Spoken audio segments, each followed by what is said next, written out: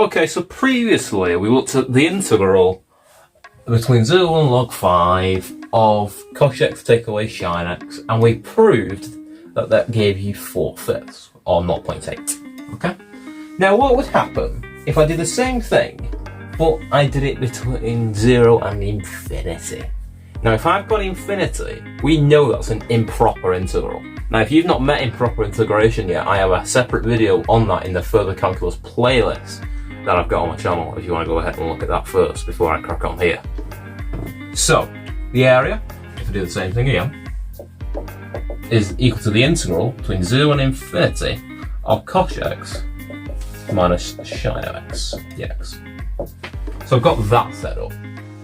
Now, this is where the improper bit comes in, and we say, well, in the limit, as sum a tends to infinity of the integral between 0 and a of cos x take away sin x dx, and we get this thing. Again, I can integrate in the limit as a will approach infinity of sin x take away cos x between 0 and a. Then I need to substitute back in. Now, the way I'm going to do it is subbing in back in is I'm going to rewrite these in their exponential forms. Now, why would I want to do that?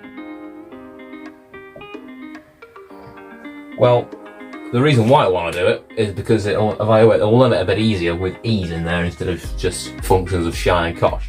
So I get e to the a minus e to the minus a over 2 minus e to the a. Now, cos, don't forget, has a plus in the middle, plus e to the minus a divided by 2.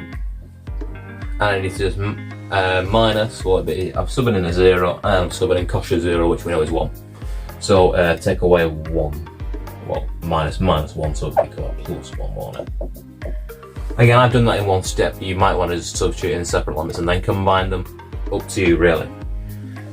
So, I want to combine these together. So, these fractions I can combine pretty quickly. That's just a half. I can leave that there. So, we've got two fractions over 2. So we get e to the a, take away e to the a, gone. Minus e to the minus a, minus e to the minus a, will just give me minus e to the minus a. Minus e to the minus a plus 1. And that's what we're evaluating. Now, as minus e to the minus a gets bigger and bigger up to infinity, that will just come to 0. That'll go to nothing. We know, because we know what the graph of minus e to the minus x looks like. Because we've graphed it before now. Because it's just the reflections of each other in the axes, in the y and the x. That's all that is. So that could tend off to 0. 0 plus 1, well, if I evaluate the limit, I'll just get 1 out. And before, we had 4/5. So what I'm saying is, as this the limit of this integral all the way going up to infinity will just approach 1.